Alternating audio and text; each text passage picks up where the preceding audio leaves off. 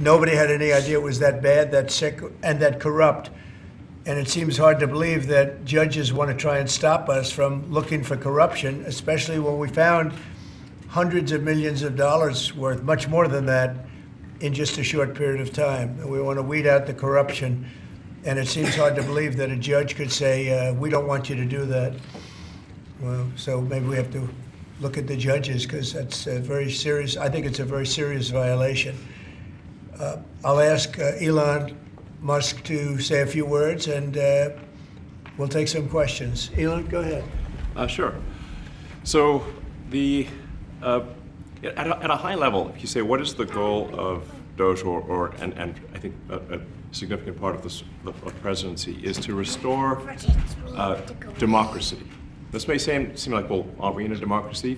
Well, if you don't have a feedback loop, okay, X, we would have to, if you it's all right. I tell you, gravitas can be difficult sometimes. If there's not a good feedback loop from the people to the government, and if you have rule of the bureaucrat, or if the bureaucracy is in charge, and then what meaning does democracy actually have? If the people cannot vote and have their will be decided by their elected representatives in the form of the president and the Senate and the House, then we don't live in a democracy, we live in a bureaucracy. So it's incredibly important that we close that feedback loop, we fix that feedback loop, and that the public's elected representatives, the president, the House, and the Senate, decide what happens, as opposed to a large unelected bureaucracy. This is not to say that there are good people who are in the federal bureaucracy, but you can't have an autonomous federal bureaucracy. You have to have one that is responsive to the people. That's the whole point of a democracy. And if you looked at if you looked at the founders today and said, what do you think of the way things have turned out? Well, we have this unelected, fourth unconstitutional branch of government, which is the bureaucracy, which has, in a lot of ways, currently more power than any elected representative. And this is not something that people want, and it does not match the will of the people. So it's just something we've got to fix.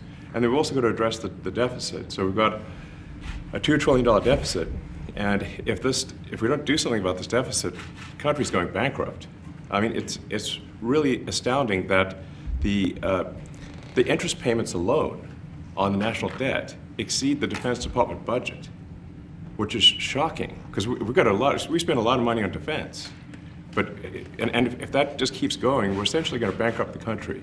So what I really want to say is, like, it's not optional for us to reduce the federal expenses. It's essential.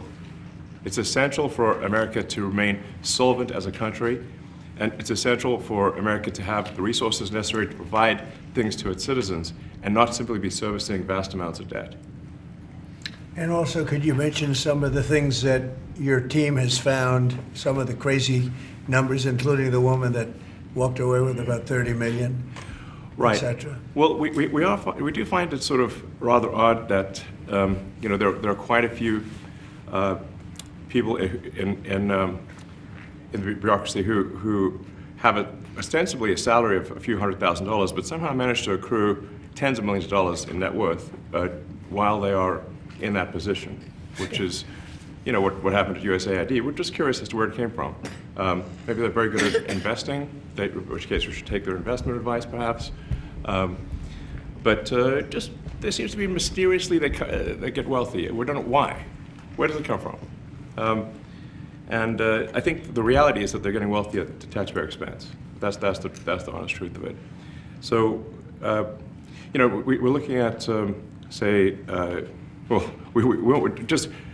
if you look at, say, Treasury, for example, basic controls that should be in place, that are in place in any company, such as making sure that any given payment has a payment categorization code, that there is a comment field that describes the payment, and that if a payment is on the do not pay list, that you don't actually pay it. None of those things are true currently. So the reason that departments can't pass audits is because the payments don't have a categorization code. It's like just a massive number of blank checks just flying out the building. So you can't reconcile blank checks. You've got comment fields that are also blank, so you don't know why the payment was made. And then we've got this truly absurd, a do not pay list, which can take up to a year for an organization to get on a do not pay list. And this, we're talking about terrorist organizations, we're talking about known fraudsters, known aspects of waste, known things that do not match any congressional appropriation, can take up to a year to get on the list, and even once on the list is not used. It's mind-blowing. So what we're talking about here, we're really just talking about adding common sense controls that should be present, that haven't been present. So you say, like, well, how could such a thing arise? That seems crazy. When you understand that really everything is geared towards complaint minimization, so then you understand the motivations. So if people receive money, they don't complain, obviously. But if people don't receive money, they do complain. And the fraudsters complain the loudest and the fastest. So then when you understand that, then it makes sense. Oh, that's why everything they approve all the payments at Treasury. Because if you approve all the payments, you don't get complaints. But now we're saying that, no, actually, we are going to complain. If money is spent badly, if your taxpayer dollars are not spent in a sensible and frugal manner, then that's not okay. Your tax dollars need to be spent wisely on things that matter to the people. I mean, these things, like, it's just common sense. It's not draconian or radical, I think. It's really just saying, let's look at each of these expenditures and say, is this actually in the best interest of the people? And if it is, it's approved. If it's not, we should think about it. So, there's crazy things like just cursory examination of Social Security, and we've got people in there that are 150 years old. Now, do you know anyone who's 150? I don't. Okay. They should be on the Guinness Book of World Records. They're missing out. So, that's a case where, like, I think they're probably dead. It's my guess. Or they should be very famous, one of the two. And then there's a whole bunch of Social Security payments where there's no identifying information. Well, like, why is there no identifying information? Obviously, we want to make sure that people who deserve to receive Social Security do receive it, and that they receive it quickly and accurately. I'll tell you another crazy thing. So, one of the things is, like, we are trying to sort of right-size the federal bureaucracy, just make sure that this. Obviously, there need to be a lot of people working for the federal government, but not as many as currently. So we're saying, well, okay, if people can retire, with full benefits and everything, that would be good. They can retire, get their retirement payments, everything. And then we were told, this is actually, I think, a great anecdote, because we were told the most number of people that could retire possibly in a month is 10,000. We're like, well, why is that? Well, because all the retirement paperwork is manual on paper. It's manually calculated, then written down on a piece of paper. Then it goes down a mine. And like, what do you mean a mine? Like, yeah, there's a limestone mine where we store all the retirement paperwork. And you look at a picture of this mine. We'll post some pictures afterwards. And this mine looks like something out of the 50s because it was started in 1955. So it looks like it's like a time warp. And then the speed, the limiting factor is the speed at which the mine shaft elevator can move determines how many people can retire from the federal government. And the elevator breaks down sometimes, and then nobody can retire. Doesn't that sound crazy? There's like 1,000 people that work on this. So I think if we can take those people and say, like, you know what, instead of working in a mine shaft and carrying manila envelopes to boxes in a mine shaft, you could do practically anything else. And you would add to the goods and services of the United States in a more useful way. So anyway, so I think that's an example. At a high level, if you say, like, how do we increase prosperity? Is we get people to shift from roles that are low to negative productivity to high productivity roles. And so you increase the total output of goods and services, which means that there's a higher standard of living available for everyone. That's the actual goal. Everyone's very quiet. Are people normally this quiet? Your detractors, Mr. Musk, What? including a lot of Democrats, I have detractors? You do, sir. I don't believe it. Say that you're orchestrating a hostile takeover of government and doing it in a non-transparent way. What's your response to that criticism? Well, first of all, you couldn't ask for a stronger mandate from the public. The public voted, we have a majority of the public voting for President Trump. We won the House, we won the Senate. The people voted for major government reform. There should be no doubt about that. That was on the campaign. The president spoke about that at every rally. The people voted for major government reform, and that's what people are going to get. They're going to get what they voted for. And a lot of times, people that don't get what they voted for, but in this presidency, they are going to get what they voted for. And that's what democracy is all about. Mr. Musk, the White House says that you will identify and excuse yourself from any conflicts of interest that you may have. Does that mean that you are in effect policing yourself? What are the checks and balances that are in place to ensure that there is accountability and transparency? Well, we actually are trying to be as transparent as possible. In fact, we post our actions to the DOGE handle on X and to the DOGE website. So all of our actions are maximally transparent. In fact, I don't think there's been, I don't know of a case where an organization has been more transparent than the DOGE organization. So, and the kind of things we're doing are, I think, very, very simple and basic. They're not, what I mentioned, for example, about Treasury, just making sure that payments that go out, taxpayer money that goes out, is categorized correctly, that the payment is explained, that organizations on the do not pay list, which takes a lot to get there, that actually are not paid, which currently they are paid. These are not individual judgment decisions. These are about simply having sensible checks and balances in the system itself to ensure that taxpayer money is spent well. So it's got nothing to do with, like, say, a contract for some company of mine at all.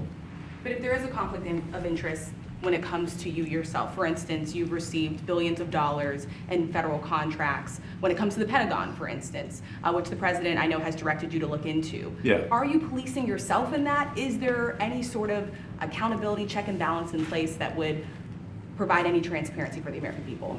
Well, all of our actions are fully public. So if you see anything, you say, like, wait a second, hey, Elon, that seems like maybe that's, there's a conflict there. It's not like people are going to be shy about saying that. They'll say it immediately. Including you yourself. Yes, but transparency is what builds trust, not simply somebody asserting trust. So not somebody saying they're trustworthy, but transparency, so you can see everything that's going on. And then you can see, am I doing something that benefits one of my companies or not? It's totally obvious. And if we thought that, we would not let him do that segment or look in that area if we thought there was a lack of transparency or a conflict of interest. And we watch that also. He's a big businessman. He's a successful guy. That's why we want him doing this. We don't want an unsuccessful guy doing this. Now, one thing also that Elon hasn't really mentioned are the groups of people that are getting some of these payments. They're ridiculous. And we're talking about billions of dollars that we've already found. We found fraud and abuse. I would say those two words as opposed to the third word that I usually use, but in this case, fraud and abuse. It's abusive because most of these things are virtually made up, or certainly money shouldn't be sent to them. And you know what I'm talking about. It's crazy. So, but we're talking about tens of billions of dollars that we've already found. And now a judge who's an activist judge wants to try and stop us from doing this. Why? Why would they want to do that? I campaigned on this. I campaigned on the fact that I said government is corrupt. And it is very corrupt. It's very, very, it's also foolish. As an example, a man has a contract for 3 months and the contract ends, but they keep paying him for the next 20 years, because nobody ends a contract. You get a lot of that. You have a contract that's a 3-month contract. Now, normally, if you're in a small, in all fairness, it's the size of this thing is so big. Yeah. But if you have a contract and you're in a regular business, you end the contract in 3 months. It's a consultant. Here's a contract for 3 months, but it goes on for 20 years. And the guy doesn't say that he got money for 20 years, you know? They don't say it. They just keep getting checks month after month. And you have various things like that, and even much worse than that, actually, much worse. And I guess you call that incompetence, maybe. Yeah. It could be corruption. It could be a deals made on both sides, you know, where the guy gets the money, he kicks. I think there's a lot of kickback here. I see a lot of kickback here. There's a lot of kickbacks. A tremendous kickback, because nobody could be so stupid to give out some of these contracts, Yes. so he has to get a kickback. So that's what I got elected for, that and borders and military and a lot of things, but this is a big part of it. And I hope that the court system is going to allow us to do what we have to do. We got elected to among other things, find all of this fraud, abuse, all of this horrible stuff going on. And we've already found billions of dollars, not like a little bit, billions, many billions of dollars. And when you get down to it, it's going to be probably close to $1 trillion. It could be close to $1 trillion that we're going to find. That will have quite an impact on the budget.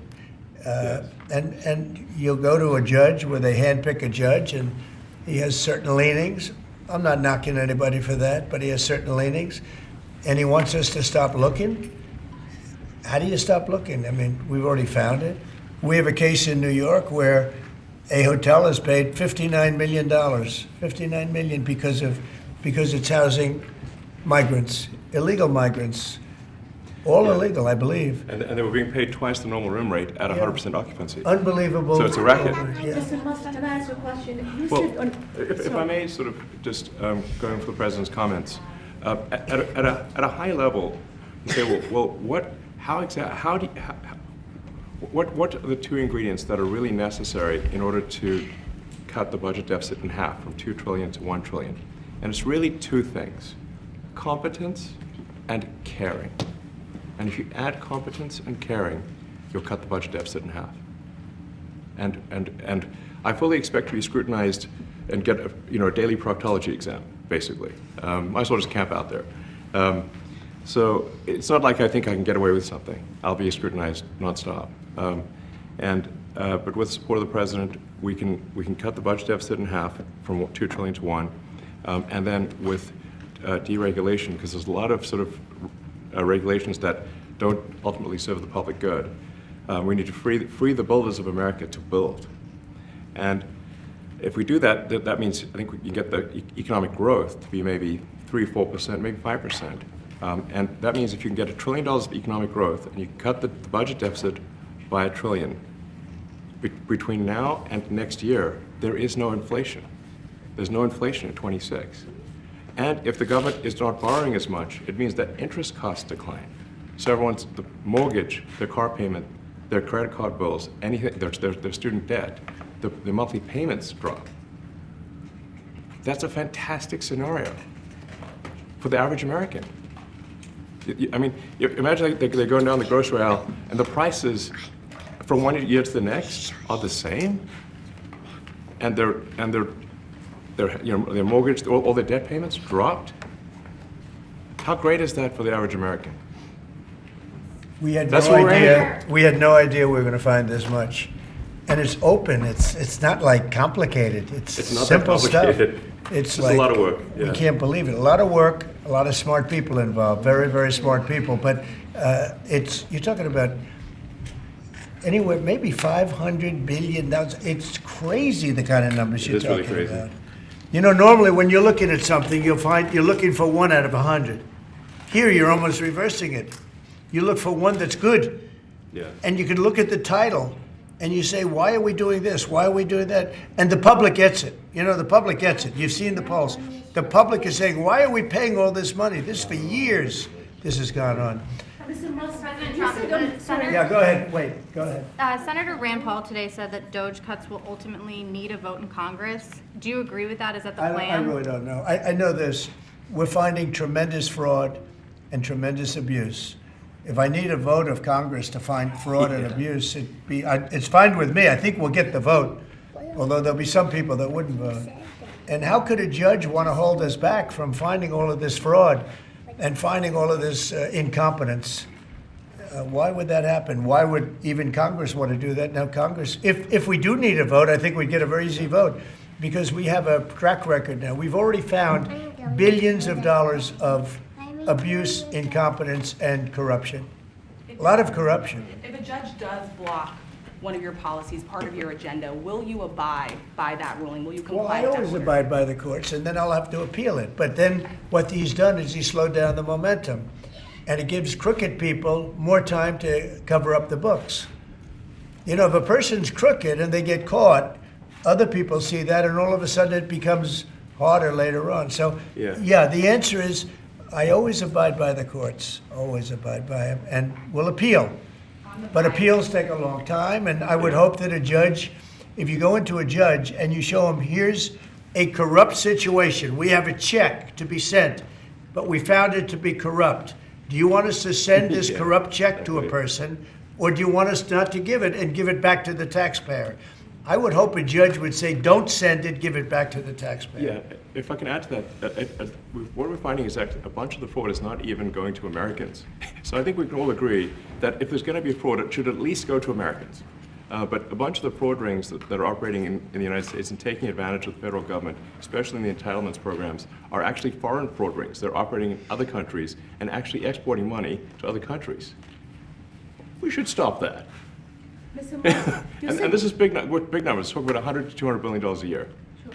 Serious money. Mr. Musk, you said on X that an example of the fraud that you have cited was $50 million of condoms was sent to Gaza.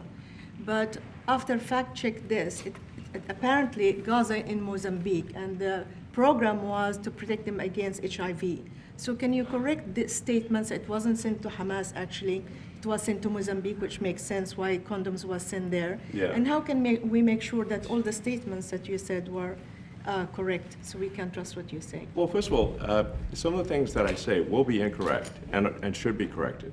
So nobody's going to bat 1,000. I mean, we will make mistakes, but we'll act quickly to correct any mistakes. I'm not sure we should be sending $50 million worth of condoms to anywhere, frankly. I'm not sure that's something Americans would be really excited about. And that is really an enormous number of condoms, if you think about it. If it went to Mozambique instead of Gaza, I'm like, okay, that's not as bad, but still, why are we doing that? Mr. Musk, can you talk a little bit about how closely you're working with agency heads as you're directing these cuts? Do they have how much input do agency heads have when you're making these decisions? Yeah, we work closely with the agency heads. There are sort of checks in place. So it's not just us just going in and doing things willy-nilly. It's in partnership with the agency heads, and I check frequently with the president to make sure that this is what the president wants to have happen. So we talk almost every day, and I double check things to make sure, is this something, Mr. President, you want us to do this? Then we'll do it. USAID has been one of your main targets. Are you concerned at all that some of the cuts or that shutting that agency altogether may lead to diseases or other bigger problems starting in other countries that then come to the United States? Yeah, so that's an interesting example. So that's something where we work closely with the State Department and Secretary Rubio. And we have, for example, turned on funding for Ebola prevention and for HIV prevention. Left that, you said? Yes, correct. And we are moving fast, so we will make mistakes, but we'll also fix the mistakes very quickly. So, do you see it as a worthy cause, USAID? I think that there are some worthy things, but overall, if you say what was the bang for the buck, I would say it was not very good. And there was far too much of what USAID was doing was influencing elections in ways that I think were dubious and do not stand the light of day. I can just ask a follow-up to the Pentagon contracts. If you have received billions of dollars in contracts from the Pentagon, and the president's directing you to look into the Department of Defense, is yes, that which we a definitely need conflict to of do interest? and are going to do at the president's request. Does that present a conflict of interest for you? No, because you'd have to look at the individual contract and say, first of all, I'm not the one, filing the contract. It's people at SpaceX or someone who will be putting for the contract. And I'd like to say, if you see any contract where where it was awarded to SpaceX and it wasn't by far the best value for money for the taxpayer, let me know, because every one of them was.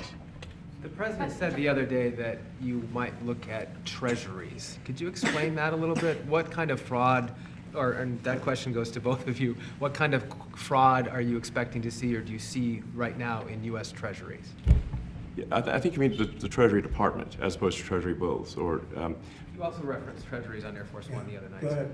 Well, as I mentioned earlier, really, the first order of business is to make sure we're actually collecting. Sorry for this.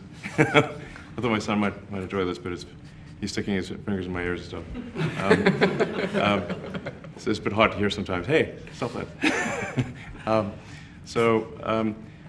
No, the stuff we're doing with Treasury Department is so basic that you can't believe it doesn't exist already.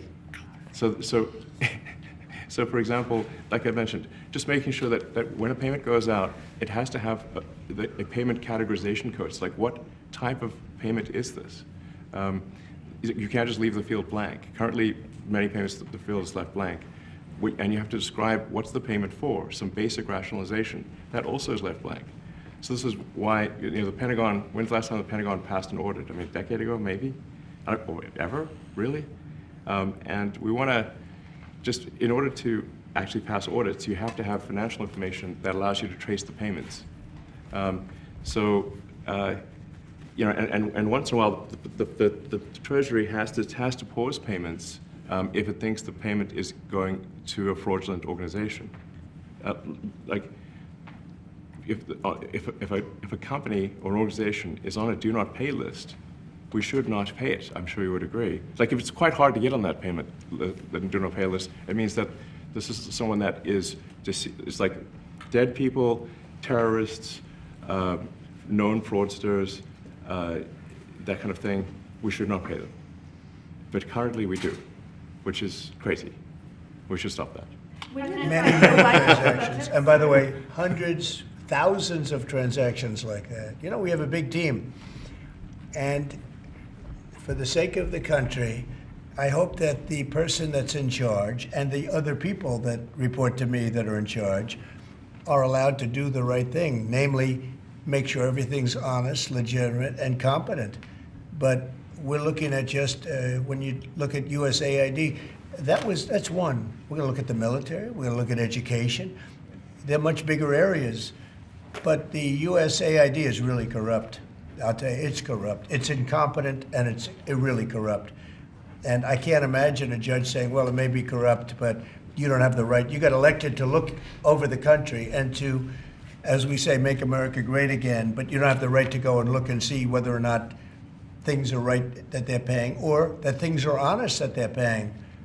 And nobody can even believe this. Other people, law professors, they've been saying, how can you take that person's right away? You're supposed to be running the country, but we're not allowed to look at who they're paying it to and what they're paying. We have massive amounts of fraud that we caught. I think we probably caught way over a lot of billions of dollars already in, 2 weeks? Yes. And it's going to go to numbers that you're not going to believe. And much, as I said, much is incompetence and much is dishonesty. We have to catch it. And the only way we're going to catch it is to look for it.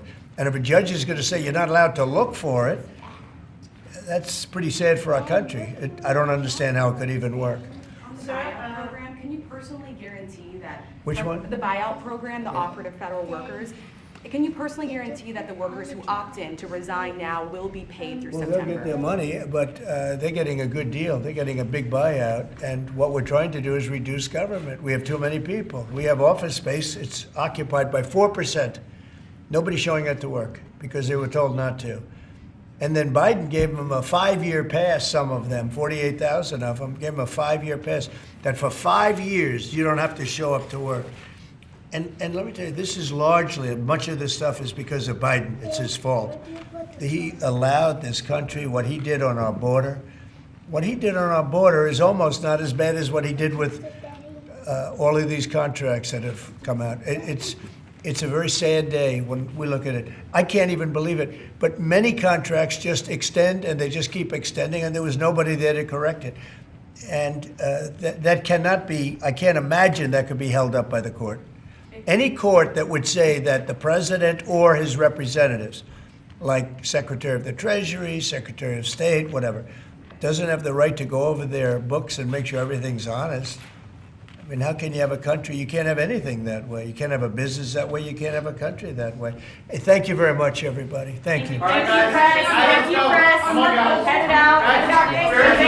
Coming back tonight. Mark Vogel will be at the White House tonight at about 10 o'clock. If you want to come over, you can say hello to him. Did the U.S. give anything in return? Not much. No, they were very nice. We were treated very nicely by Russia, actually.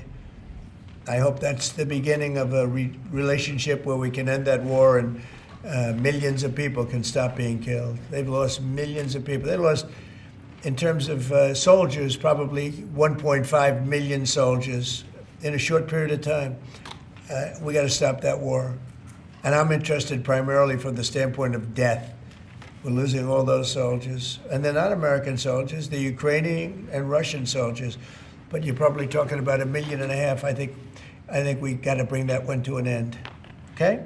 Thank you. Thank you very much. Thank you. We're moving.